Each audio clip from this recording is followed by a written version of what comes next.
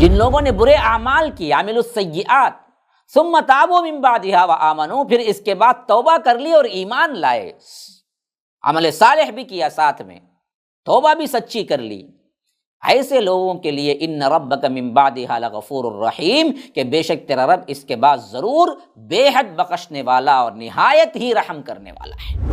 محرم آئے تو ایک بدعتوں کا انبار، سفر آئے تو ایک بدعتوں کا انبار جو ہم نے لگا لیا ہے، جو ہم نے بنا لیا ہے، عرس، میلے، فاتحہ، چلا، چھٹی، تیجا، 40واں، پتہ نہیں کیا کیا رسومات ہم نے بنا لیے ہیں۔ ان سب کو ہٹانے کے لیے یہ نبی آیا تھا، لیکن بدقسمتی سے وہی سب چیزیں ہم نے کیا ہے پھر ایک مرتبہ ایجاد کر لی۔ اللہ کے رسول کو نور نور کا راگ الپتے ہیں، ان کے لیے صاف ہدایت ہے۔ دیکھو نور اصل میں وہ ساتھ جو اترا ہے نا، وہ قرآن ہدایت ہے، وہ نور ہے۔ نور کا معنی وہ نور ہے جو چمکتی ہوئی لائٹ ہوتی ہے، وہ نور ہے۔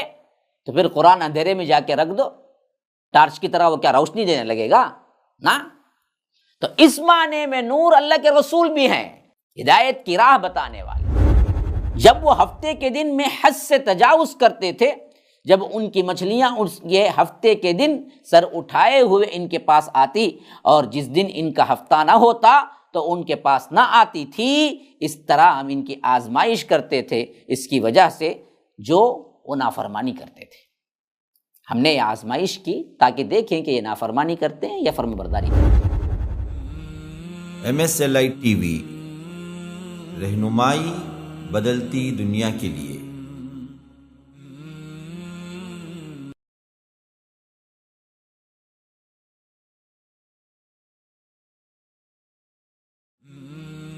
MSLI TV، رہنمائی بدلتی دنیا کے لیے۔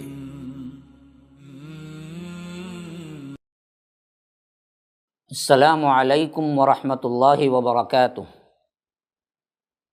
ان الحمد للہ نحمده ونستعینه ونستغفره ونؤمن به ونتوکل علیہ ونعوذ باللہ من شرور انفسنا ومن سیئات اعمالنا، من يهده اللہ فلا مضل له ومن يضلل فلا هادی له، واشهد ان لا الہ الا اللہ وحدہ لا شریک له، واشهد ان محمدا عبده ورسوله اما بعد، فان خیر الحدیث کتاب اللہ، وخیر الہدی ہدی محمد صلی اللہ علیہ وسلم، وشر الامور محدثاتها وکل محدثۃ بدعہ وکل بدعۃ ضلالہ وفی روایۃ وکل ضلالۃ فی النار۔ فاعوذ باللہ السمیع العلیم من الشیطان الرجیم من ہمزہ ونفثہ ونفخہ۔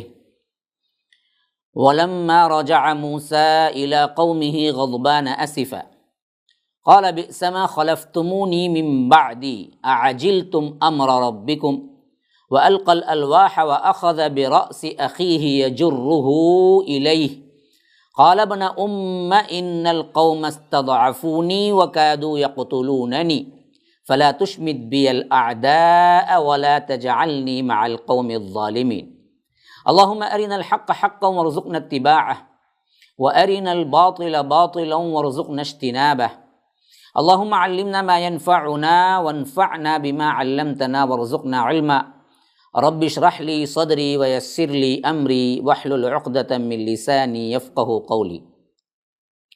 برادران اسلام، واجب الاحترام بزرگوں، دوستوں، عزیز ساتھیوں، لائق احترام ماؤں اور بہنوں، دورہ ترجمہ قرآن الحمدللہ ہفتہ واری طور پر MSLI لائیو TV کے ذریعے نشر ہو رہا ہے۔ گزشتہ کا جو درس اختتام پذیر ہوا وہ سورۃ الاعراف آیت نمبر 149، جہاں پر اللہ تبارک و تعالی نے حضرت موسیٰ علیہ السلام طور سے تورات لے کر آنے کے بعد قوم کی حالت دیکھی تو کیا ہوا اس بارے میں بتایا تھا۔ آخری آیت جو ہم نے پڑھی وَلَمَّا سُقِطَ فِي أَيْدِيهِمْ وَرَأَوْا أَنَّهُمْ قَدْ ضَلُّوا قَالُوا لَئِن لَّمْ يَرْحَمْنَا رَبُّنَا وَيَغْفِرْ لَنَا لَنَكُونَنَّ مِنَ الْخَاسِرِينَ، کہ جب حضرت موسیٰ علیہ السلام طور سے واپس آ کر جب قوم کی حالت کو دیکھا کہ وہ ایک بچھڑے کو معبود بنا بیٹھی، تو انہوں نے قوم کو سمجھایا، برا بھلا کہا، توحید کا درس دیا، تو پھر قوم پشیمان ہوئی، اور تب ان کو معلوم ہوا کہ وہ دانستہ یا انجانے میں ایک بہت بڑا عظیم گناہ کر بیٹھے ہیں، گمراہ ہو گئے ہیں۔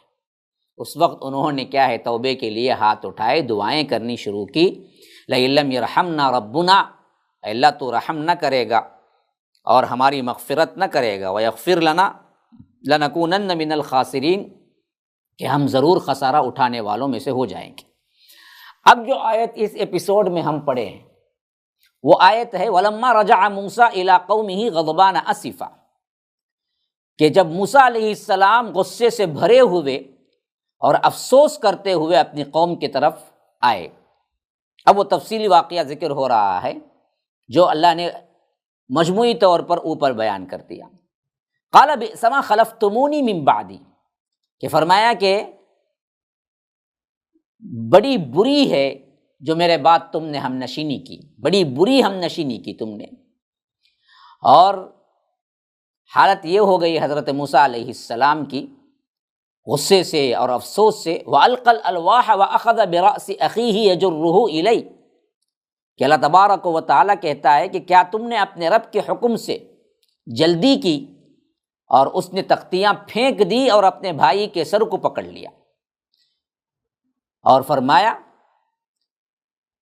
کہ قال يا ابن ام لا تأخذ بلحيتي ولا برأسي إني خشيت أن تقول فرقت بين بني إسرائيل ولم ترقب قولي، کہ حضرت ہارون علیہ السلام کو ان کے سر کے بال پکڑ لیے اور اپنی طرف کھینچا، تو انہوں نے کہا کہ اے میری ماں کے بیٹے، یعنی اے میرے بھائی، بے شک ان لوگوں نے مجھے کمزور سمجھا اور قریب تھے کہ مجھے قتل کر دیتے، تو فلا تشمت بی الاعداء ولا تجعلنی مع القوم الظالمین، کہ سو دشمنوں کو مجھ پر خوش نہ کر اور مجھے ظالم لوگوں کے ساتھ شامل نہ کر۔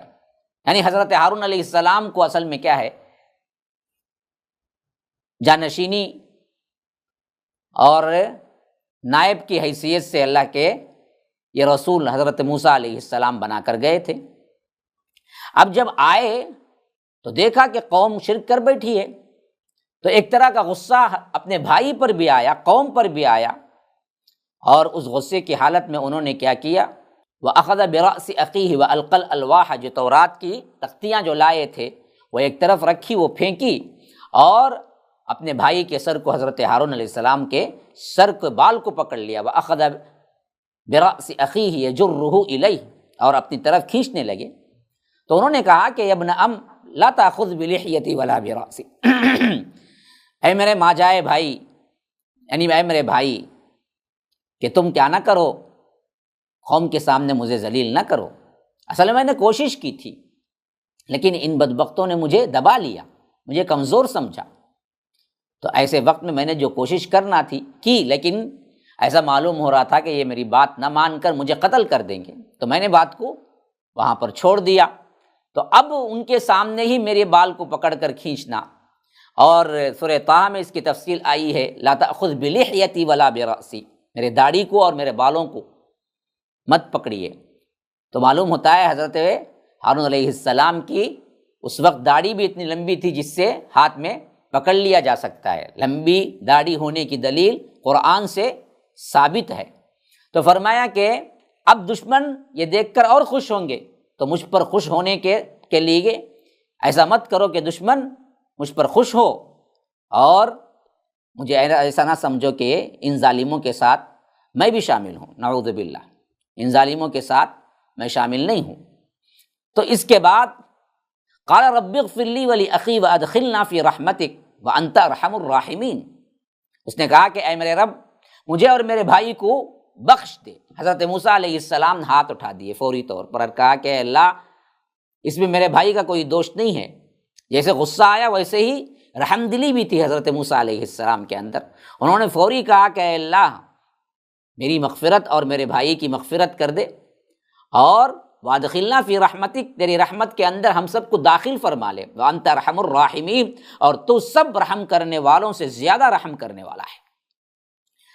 اللہ تبارک و تعالیٰ اس کے بعد فرماتا ہے کہ ان الذین اتخذوا العجل سینالہم غضب من ربہم وذلۃ فی الحیاۃ الدنیا وکذلک نجزی المفترین، بے شک جن لوگوں نے بچھڑے کو پکڑا، یعنی بچھڑے کو معبود بنا لیا، اور ان کے رب کی طرف سے بڑا غضب پہنچے گا، سینالہم غضب من ربہم، ان بدبختوں نے اتنے بڑے معجزات دیکھنے کے باوجود بھی شرک جیسے اندھیرے میں شرک جیسا ظلم کیا ان بدبختوں نے، تو ان پر ضرور ان کے رب کا عذاب پہنچے گا۔ وَذِلَّةٌ فِي الْحَيَاةِ الدُّنْيَا، اور بڑی رسوائی ہوگی ان کی دنیا کی زندگی میں۔ یہ ہے شرک کا سب سے اہم ترین خطرناک ترین پہلو۔ ایک تو آخرت میں ہے ہی عذاب، کبھی جنت نہیں جائے گا مشرک، لیکن ذلیل تر ہو کر زندگی گزارے گا دنیا کے اندر جو آج ہم گزار رہے ہیں۔ ہاں، وَكَذَلِكَ نَجْزِي الْمُفْتَرِينَ، کہ ہم جھوٹ باندھنے والوں کو اسی طرح بدلہ دیا کرتے ہیں۔ تو معلوم ہوا کہ اصل شرک کی ذلت ہے، یہ نحوست ہے جو آج عالم اسلام ذلیل ہو رہا ہے، کروڑوں کی تعداد میں، ملینز بلینز کے ہوتے ہوئے بھی، لیکن امت مسلمہ کے اندر 70 to 80% علانیہ شرک ہے، 10% خفیہ شرک ہے، بچے صرف 10 یا 10 سے بھی کم، جس میں خالص موحد اللہ تبارک و تعالیٰ کو ایک مان کر چلنے والے ہیں۔ تو دنیا کی زندگی میں ذلت نہیں ہوگی، جو بنی اسرائیل کو ہوا ان کے لیے ایک اصول اور امت مسلمہ کے لیے دوسرا اصول ہوگا نا۔ یہ انٹرنیشنل قوانین ہیں، اللہ کے پاس یہ اصولی قوانین ہیں، جہاں شرک آئے گا امت میں وہاں ذلت ضرور آئے گی۔ پھر فرمایا کہ والذین عملوا السیئات ثم تابوا من بعدها وآمنوا ان ربک من بعدها لغفور الرحیم، جن لوگوں نے برے اعمال کی، عملوا السیئات ثم تابوا من بعدها وآمنوا، پھر اس کے بعد توبہ کر لی اور ایمان لائے، عمل صالح بھی کیا ساتھ میں، توبہ بھی سچی کر لی، ایسے لوگوں کے لیے ان ربک من بعدها لغفور الرحیم، کہ بے شک تیرا رب اس کے بعد ضرور بے حد بخشنے والا اور نہایت ہی رحم کرنے والا ہے۔ ہاں، شرک سے آج بھی توبہ کر لو، امت مسلمہ ذلت سے نکل جائے گی۔ اے میرے بھائیوں، جو درگاہوں کے چکر کاٹتے ہیں، جو قبروں کی پوجا پاٹ میں لگے ہوئے ہیں، جو جھنڈے بنڈے کے پیچھے بھاگ رہے ہیں، وہ کوئی بھی نسبت رکھنے والے ہوں، بریلوی ہوں، نقشبندی ہوں، دیوبندی ہوں، جو شرکیہ اعمال ہیں اللہ کے لیے چھوڑ دو، اللہ تعالیٰ ضرور بھی ضرور رحم کرنے والا ہے۔ اسی لیے مشرکین کا ذکر کرتے ہوئے فرمایا کہ دیکھو، یہ شرک کو چھوڑ دیں اور توبہ کر لیں، اور اس کے بعد اپنی اصلاح کر لیں، ایمان لے آئیں، تو پھر اس کے بعد اللہ تبارک و تعالیٰ بھی ضرور ان پر رحمت برسائے گا۔ من بعدها لغفور الرحیم، نہایت رحم کرنے والا جو ہے پورے امت مسلمہ کے ان نوجوانوں، ان لوگوں کو، وہ سب جو بھٹکے ہوئے ہیں، جو سمجھتے نہیں ہیں کہ یہ شرک ہے، تو پہلے سمجھے اللہ کے علاوہ جس کی بھی عبادت کسی بھی نوعیت کی ہو، پکارنا ہو، دعا ہو، تذلل ہو، اسی طرح کیا ہے، نظر ہو، نیاز ہو، غائبانہ ڈر ہو، محبت ہو، جھکنا ہو، قیام کی طرح کھڑے ہونا ہو، رکوع ہو، سجدہ ہو، یہ کسی بھی کی آدمی، انسان، پتھر، جھنڈا، بنڈا، اولیاء، غوث اعظم، کسی کے لیے بھی اگر تم کر رہے ہو تو یہ شرک ہے، اس سے توبہ کر لو، تو اللہ تبارک و تعالی تمہاری توبہ کو قبول کر لے گا۔ پھر اس کے بعد یہ چند نصیحت کی باتیں بتانے کے بعد اللہ تبارک و تعالی اسی واقعے سے پھر جوڑ رہا ہے جہاں پر حضرت موسیٰ تورات کی تختیاں پھینکے اور اپنے بھائی کا سر کے بال پکڑ لیے، تو وہیں سے بات پھر شروع ہو رہی، وَلَمَّا سَكَتَ عَن مُوسَى الْغَضَبُ أَخَذَ الْأَلْوَاحَ، اور جب موسیٰ علیہ السلام کا غصہ ٹھنڈا ہو گیا تو انہوں نے تختیوں کو اٹھا لیا، جو کہ تورات کی مقدس ترین تختیاں جو لے کے آئے تھے۔ وَفِي نُسْخَتِهَا هُدًى وَرَحْمَةٌ لِّلَّذِينَ هُمْ لِرَبِّهِمْ يَرْهَبُونَ۔ اب دیکھیے وہی صفات جو قرآن کے ہیں اس وقت کے اعتبار سے پورے عالم کے لیے ہدایت کی کتاب تورات تھی۔ تو اللہ تبارک و تعالیٰ فرماتا ہے، اور ان کی تحریر میں ان کے لیے، یعنی تورات کی تحریر میں یہ لکھا ہوا تھا ان کے لیے ہدایت اور رحمت اللہ رب العالمین نے ان کے لیے لکھ دی تھی، اور جو اپنے رب سے ڈرتے ہیں ان کے لیے یہ نوید تھی کہ دیکھو اس میں ہدایت بھی ہے، اس میں رحمت بھی ہے۔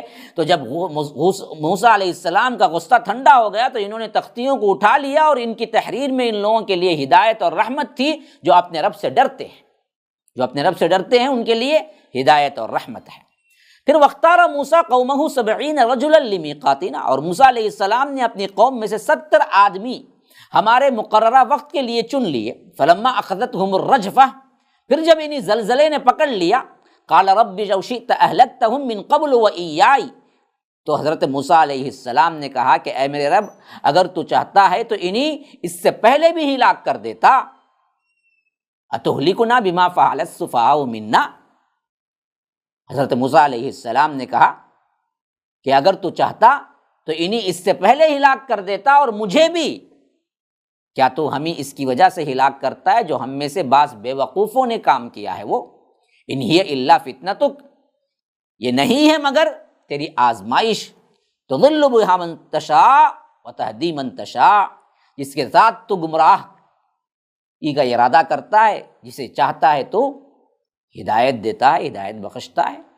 انت ولینا فاغفر لنا وارحمنا وانت خیر الغافرین، تو ہی ہمارا مددگار ہے، سو ہمیں بخش دے اور ہم پر رحم کر، اور تو بخشنے والوں میں سب سے بہتر بخشنے والا ہے۔ یہ واقعہ اصل میں کیا ہے؟ حضرت موسیٰ علیہ السلام اللہ تبارک و تعالیٰ کی طرف سے مقرر شدہ وقت پر اپنے ساتھ لے جانے کے لیے اپنی قوم میں سے 70 آدمیوں کا انتخاب فرمایا۔ یہ کیوں ہوا؟ اس کا تذکرہ اللہ تبارک و تعالیٰ نے سورہ بقرہ میں کیا ہے کہ جب حضرت موسیٰ علیہ السلام نے تورات پیش کی تو قوم نے انکار کیا اور کہا کہ اکیلے جا کے لے آ گئے، اور کہہ رہے ہیں کہ یہ اللہ کی کتاب ہے، ہم کیسے مان لیں گے جب تک ہم اللہ کو اپنی آنکھوں سے نہیں دیکھیں گے۔ ہاں، لن نؤمن لک حتی نری اللہ جہرہ۔ تو ایسے وقت میں اللہ تبارک و تعالیٰ نے حضرت موسیٰ سے کہا کہ آپ اپنے قوم کے خاص سرداروں کو لے کر کوہ طور پر آئیے۔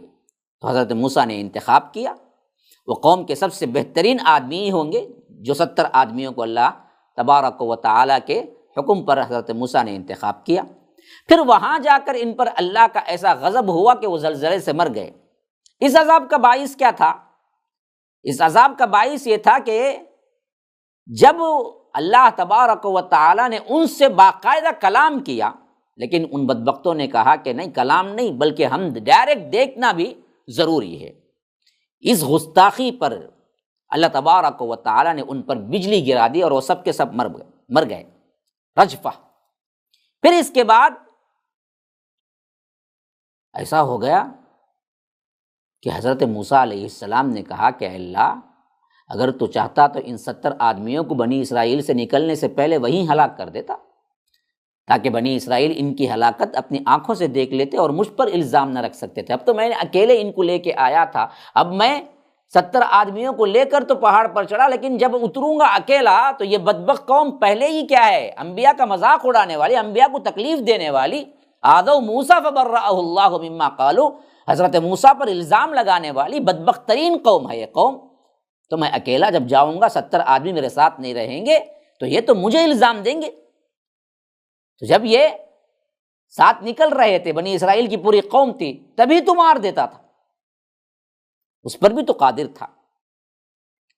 اور یہ یہاں پر ہوا ہے تو اللہ تبارک و تعالیٰ، یہ تو کیا ہے، میں اکیلا جاؤں گا تو یہ لوگ مجھے پر الزام رکھ دیں گے۔ تو جب اس وقت دعا کی کہ اللہ تو رحم کر دے، ان بے وقوفوں کی غلطیوں کی وجہ سے سزا نہ دے۔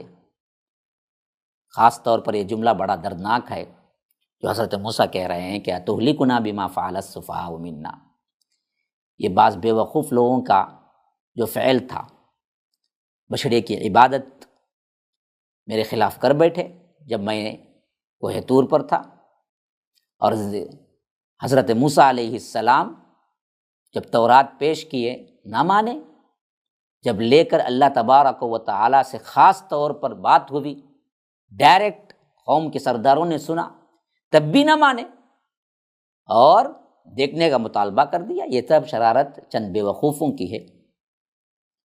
تو ایسے میں اے اللہ میری پوری قوم کو ہلاک کر دے اور مجھ پر ہی الزام آ جائے تو یہ تو کیا ہے، بہت بڑی آزمائش ہو جائے گی ہمارے لیے۔ ان ہی الا فتنتک، اور تیرا اپنا اختیار تو تضل بہا من تشاء و تہدی من تشاء، تو جس کو چاہتا ہے گمراہ کر دیتا ہے، جس کو چاہتا ہے ہدایت دیتا ہے، لیکن تو ہی میرا کارساز ہے، تو ہی میرا ولی ہے، تو ہی میرا مددگار ہے۔ اس پریشانی سے ہمیں نکال دے اور ہماری مغفرت فرما دے اور ہم پر رحم فرما دے، تو سب سے بہتر رحم کرنے والا ہے۔ تو اللہ تبارک و تعالیٰ نے انہیں دوبارہ اٹھا دیا، جیسا کہ سورہ بقرہ میں ہے کہ ثم بعثناکم من بعد موتکم، پھر اس کے بعد موت دینے کے بعد ہم نے ان کو دوبارہ اٹھا دیا۔ اس وقت جب اللہ نے کرم کیا، رحمت کر دیا اور وہ دوبارہ اٹھ گئے، اب اس سزا پانے کے بعد ان بدبختوں نے ماننے کا بھی ارادہ کر لیا، قوم اچھی ہو گئی، اللہ بھی خوش ہو گیا۔ تو ایسے وقت میں حضرت موسیٰ نے سوچا کہ کیا ہے کہ تمام خیر خواہی اور تمام وہ اللہ تبارک و تعالیٰ کی طرف سے جو رحمت آ رہی ہے اس کو ہم مانگ لیں۔ تو اس واسطے انہوں نے کہا وَاكْتُبْ لَنَا فِي هَذِهِ الدُّنْيَا حَسَنَةً وَفِي الْآخِرَةِ إِنَّا هُدْنَا إِلَيْكَ، اے اللہ ہمارے لیے اس دنیا میں بھلائی لکھ دے اور آخرت میں بھی۔ قَالَ عَذَابِي أُصِيبُ بِهِ مَنْ أَشَاءُ وَرَحْمَتِي وَسِعَتْ كُلَّ شَيْءٍ فَسَأَكْتُبُهَا لِلَّذِينَ يَتَّقُونَ وَيُؤْتُونَ الزَّكَاةَ وَالَّذِينَ هُمْ بِآيَاتِنَا يُؤْمِنُونَ، کہ فرمایا کہ اے اللہ ہمارے لیے اس دنیا میں بھلائی لکھ دے اور آخرت میں بھی، بے شک ہم نے تیری ہی طرف رجوع کیا، انا ہدنا الیک۔ فرمایا قال عذابی اصیب بہ من اشاء، میرا عذاب میں اسے چاہتا ہوں جہاں وہاں پہنچاتا ہوں، اور میری رحمت ہر چیز کو گھیرے ہوئے ہے۔ اللہ تبارک و تعالیٰ نے فرمایا کہ عذاب جس پر چاہتا ہوں میں برساتا ہوں، اور میری رحمت ہر شے پر چھائی ہوئی ہے۔ لیکن جو بات تم پوچھ رہے ہو وہ بات ہم نے خاص طور پر ان لوگوں کے لیے ہم لکھے ہیں، سو میں اپنے ان لوگوں کے لیے ضرور لکھ دوں گا جو ڈرتے ہیں اور زکوٰۃ دیتے ہیں، اور ان کے لیے بھی جو ہماری آیات پر ایمان لاتے ہیں۔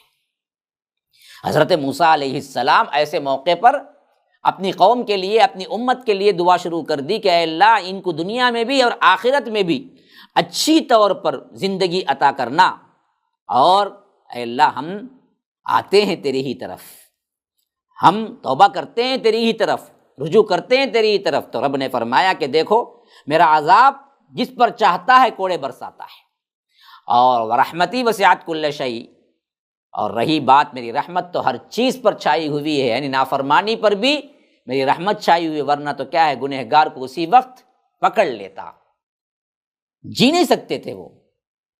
جیسا کہ رب العالمین فرماتا ہے کہ اگر اللہ تبارک و تعالی ان کے گناہوں پہ فوراً پکڑ لے، وَلَوْ يُؤَاخِذُ اللَّهُ النَّاسَ بِمَا كَسَبُوا مَا تَرَكَ عَلَى ظَهْرِهَا مِن دَابَّةٍ، پھر تو زمین میں چلنے والا کوئی متنفس نہیں ہوتا۔ تو رحمت تو سب کے لیے ہے، لیکن فَسَأَكْتُبُهَا لِلَّذِينَ يَتَّقُونَ وَيُؤْتُونَ الزَّكَاةَ، دنیا و آخرت کی کلی بھلائی ہم نے ان کے لیے لکھ رکھی ہے جو اللہ سے ڈرتے ہیں اور زکوٰۃ دیتے ہیں اور میری آیتوں پر ایمان لاتے ہیں۔ وہ کون ہیں جی؟ الذین یتبعون الرسول النبی الامی، وہ امت محمدیہ ہے۔ یا رب ذرا عظمت دیکھیے امت محمدیہ کی، یہ وہ لوگ ہوتے ہیں جو ڈرتے ہیں، آخرت پر ایمان لاتے ہیں، زکوٰۃ دیتے ہیں۔ وہ کون ہیں جو آخرت پر ایمان لاتے ہیں، جو زکوٰۃ دیتے ہیں، جو ایمان لاتے ہیں؟ وہ ہیں جو اس رسول کی پیروی کرتے ہیں جو نبی امی ہے، ابھی آنے میں 2000 سال باقی ہیں تقریباً۔ اسی وقت حضرت موسیٰ اپنی قوم کے لیے دنیا و آخرت کی کلی بھلائی مانگ رہے ہیں۔ اللہ تبارک و تعالیٰ کہتا ہے کہ دیکھو جو عذاب جس پر چاہیں گے ہم کریں گے، اتاریں گے، اور رحمت تو دنیا میں سب کو لیے ہے، آخرت میں خصوصی رحمت۔ اور ہم نے جو تم مانگا ہے اپنی امت کے لیے، وہ امت وہ تمہاری امت نہیں ہے، وہ میری نبی امی پر پیروی کرنے والی جو امت آنے والی ہے، ہم اس کے لیے لکھ رکھے ہیں۔ اسی واسطے ہمیں وہی دعا سکھائی گئی قرآن میں، ربنا آتنا فی الدنیا حسنہ وفی الآخرۃ حسنہ۔ سیم وہی بات جو حضرت موسیٰ علیہ السلام اس وقت مانگ رہے ہیں کہ وَاکْتُبْ لَنَا فِی هَذِهِ الدُّنْیَا حَسَنَةً وَفِی الْآخِرَةِ، اللہ ہمارے لیے دنیا و آخرت کی حسنہ لکھ دے، کامیابی لکھ دے، دنیا و آخرت کی بھلائی لکھ دے، میری قوم کے لیے لکھ دے۔ اللہ کہتا ہے کہ نہ، عذاب گنہگاروں کو پہنچے گا، اور جو لوگ گنہگار نہیں ہیں ان کے لیے معافی ہے، اور دنیا میں ہر کس و ناکس کے لیے رحمت ہے۔ لیکن جو خاص چیز تم نے اپنی امت کے لیے مانگا، وہ امت محمدیہ کے لیے میں اٹھا کے رکھا ہوا ہوں۔ ان کو ملے گا جو میرے رسول امی پر ایمان لائیں گے اور اس نبی امی کی پیروی کریں گے۔ مسلمانوں سنو، اتبعون الرسول، رسول امی پر پیروی، اپنے پیروں کی، اپنے فقیروں کی، اپنے اماموں کی، اپنے مذہبوں کی، اپنے مسلکوں کی، اپنے صوفیہ کی، نہ، یہ لوگ امت محمدیہ نہیں ہیں، یہ ان کے اپنی کیا ہے، خام خیالی ہے کہ تم اپنی منمانی اپنے پیروں کو تو مانتے رہو اور دعویٰ کرو کہ ہم اللہ کے رسول کو مانتے ہیں۔ نہیں، اللہ تعالیٰ اسی وقت امت محمدیہ کون ہے اس کی تعریف، اس کی مختصر ڈیفینیشن دے دیا۔ وہ کون ہے؟ الذین یتبعون الرسول النبی الامی، وہ ہیں جو نبی امی کی مکمل پیروی کرتے ہیں۔ یجدونہ مکتوبا عندہم فی التوراۃ والانجیل، جسے وہ اپنے پاس تورات اور انجیل میں بھی لکھا ہوا پاتے ہیں۔ اور ان کی صفات کیا ہیں؟ یأمرہم بالمعروف وینہاہم عن المنکر، کہ وہ دیتے ہیں حکم بھلائی کا اور روکتے ہیں برائی سے۔ ہاں، یہ سب سے اہم ترین صفت ہے امت مسلمہ کی، ہے یہ صفت ہے تو پھر سمجھو کہ تم امت مسلمہ ہو۔ اگر نہیں ہے، برائی پر تمہیں کیا ہے، جوں تک نہیں رینگتی، نہ بھلائی کا حکم ہے، تو پھر امت مسلمہ نہیں ہے۔ وہ انہی نیکی کا حکم دیتا ہے اور ان برائی سے روکتا ہے۔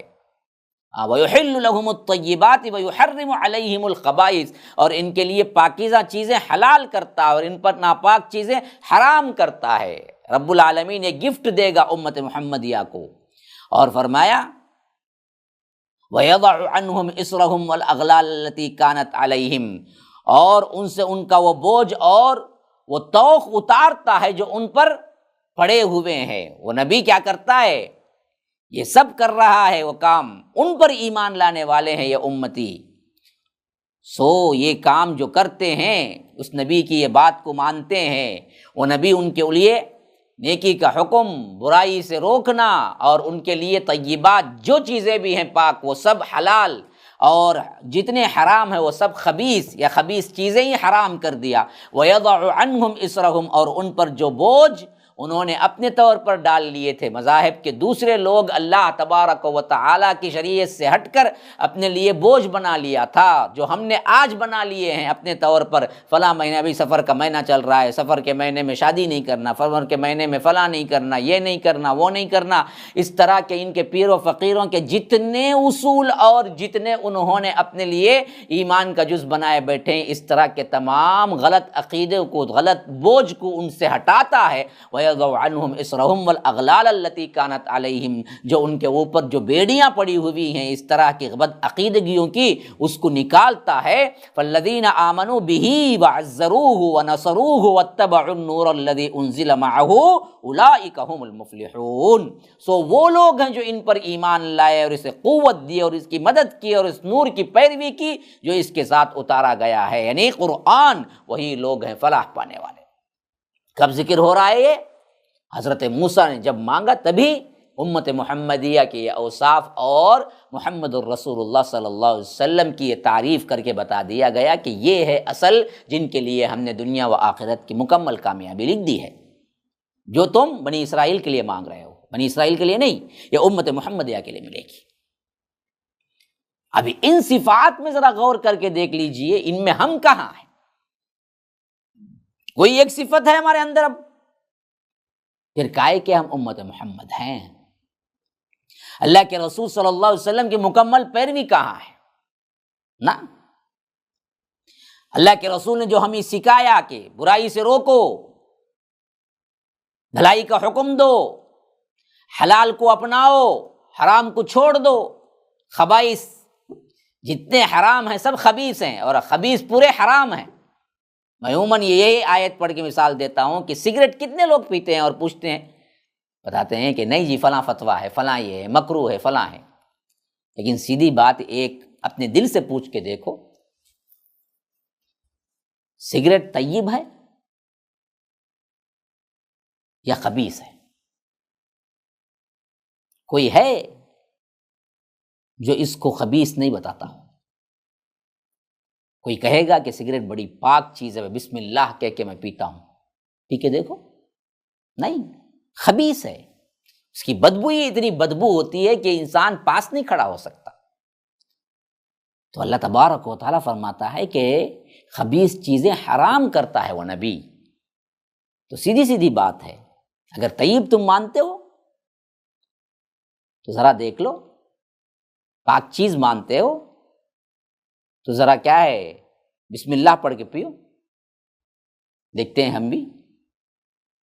تو خبیث ہے، تو جو خبیث ہے وہ حرام ہے۔ اور فرمایا کہ وہ توخ، وہ بوجھ، وہ بیڑیاں جو انہوں نے اپنے طور پر ڈال لیے، جو بدعات، جو رسومات، محرم آئے تو ایک بدعتوں کا انبار، سفر آئے تو ایک بدعتوں کا انبار جو ہم نے لگا لیا ہے، جو ہم نے بنا لیا ہے، عرس، میلے، فاتحہ، چلا، چھٹی، تیجا، 40واں، پتہ نہیں کیا کیا رسومات ہم نے بنا لیے ہیں۔ ان سب کو ہٹانے کے لیے یہ نبی آیا تھا، لیکن بدقسمتی سے وہی سب چیزیں ہم نے کیا ہے پھر ایک مرتبہ ایجاد کر لیے۔ تو یہ وہ لوگ ہیں، آخری میں فرمایا کہ آمنوا بہ وعزروہ ونصروہ، ان پر ایمان لائے اور اسے قوت دی اور اس کی مدد کی۔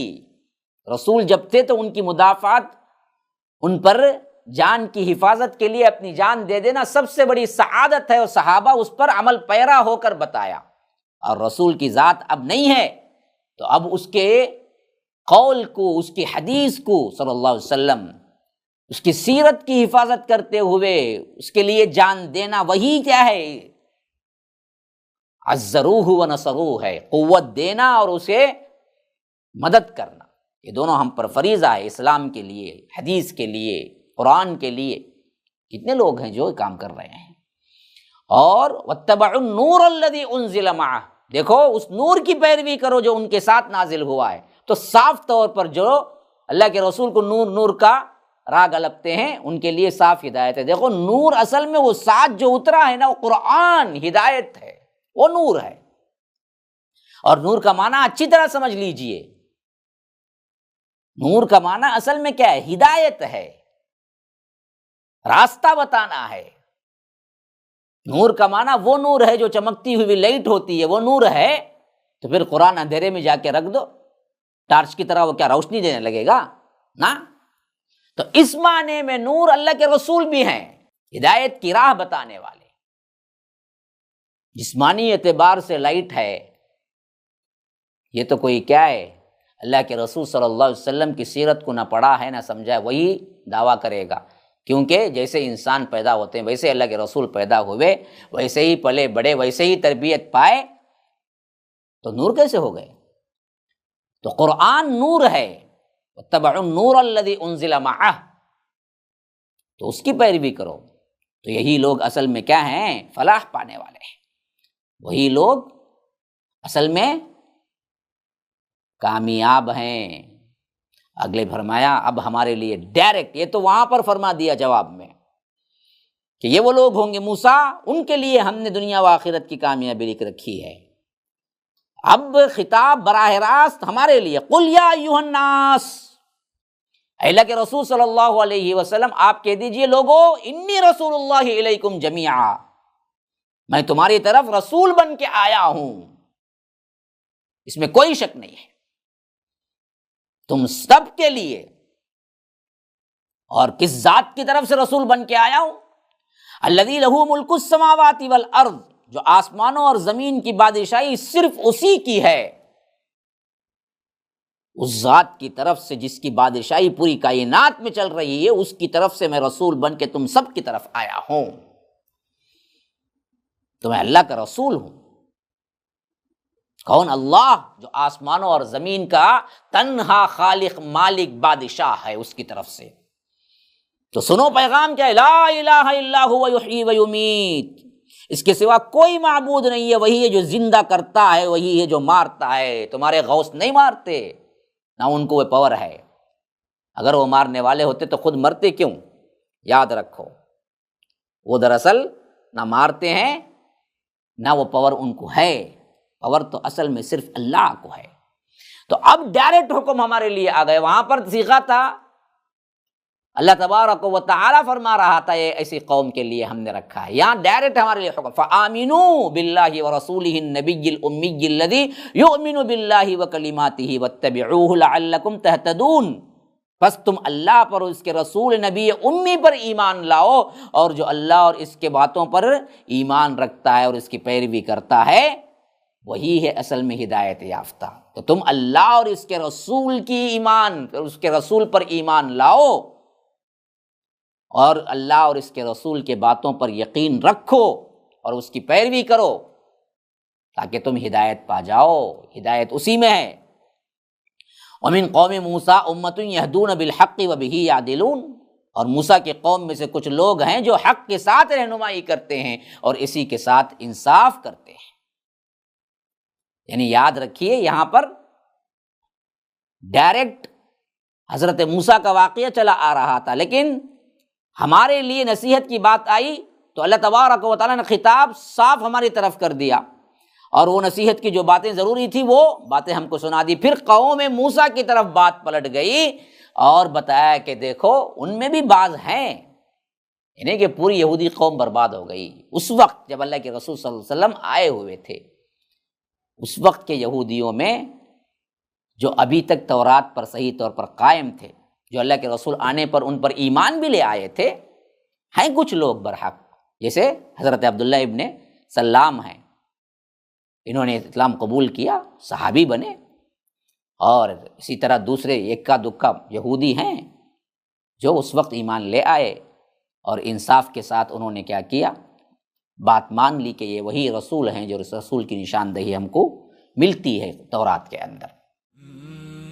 MSLI TV، رہنمائی بدلتی دنیا کے لیے۔ کہ ہر زمانے میں جہاں بھی رہے وہ دوسروں کے محکوم اور غلام بن کر ہی رہے، اور آئے دن ان پر ایسے حکمران مسلط ہوتے رہے جنہیں انہوں نے ظلم و ستم کا بڑا زبردست نشانہ بنایا، اور قریب کے زمانے میں تو آپ تصور بھی نہیں کر سکتے ہٹلر نے ان سے جو سلوک کیا وہ پوری دنیا سے پوشیدہ تو نہیں ہے۔ یہ دنیا کے اندر جو حالات پیش آتے ہیں انسان کو، کبھی خوشی کبھی غم کبھی پریشانی، اس کا عام طور پر اصول یہ بتلا دیا کہ لعلہم یرجعون، کہ تاکہ وہ اللہ کی طرف پلٹے، رجوع ہوں۔ اللہ تبارک و تعالی نے آدم کے پس سے تمام ذریت کو نکالا، مسند احمد کی روایت وغیرہ کے اندر یہ بات تصریح کے ساتھ آئی ہے۔ پھر اللہ تبارک و تعالی نے ان روحوں سے پوچھا کیا میں تمہارا رب نہیں ہوں؟ سب نے شہادت دی کہ اللہ تو ہی ہمارا رب ہے۔ پھر اللہ تبارک و تعالی نے اسے امتحان کے طور پر جانچنے کے لیے یہاں بھیجا، تو یہ عہد الست کہلاتا ہے کہ اللہ تبارک و تعالی نے وہ عہد لے کر پھر تمہیں دنیا میں بھیجا۔ تم پر ذمہ داری بنتی ہے کہ تم پڑھو، تم سیکھو، تم جانو توحید کیا ہے۔ جیسے دنیا میں تم نے اپنے باپ دادا کی اندھی پیروی نہیں کی، کسی کا باپ کسان تھا تو بیٹا یہ نہیں کہتا کہ بیٹا میرا باپ تو کسان تھا میں بھی کسان ہی رہوں۔ ڈاکٹر کیوں بنتا ہے؟ انجینئر کیوں بنتا ہے؟ وہاں پر باپ کا وہ حوالہ نہیں دیتا، دنیا میں وہ آگے بڑھتا ہے۔ کسی کا باپ غریب تھا تو بیٹا امیر کیوں بنتا ہے؟ وہ نہیں کہتا کہ میرا باپ تو کچھ نہیں کمایا میں کیوں کماؤں۔ تو یاد رکھیے دنیا میں یہ عذر نہیں کرتا تو دین میں اللہ کیسے یہ عذر قبول کرے گا۔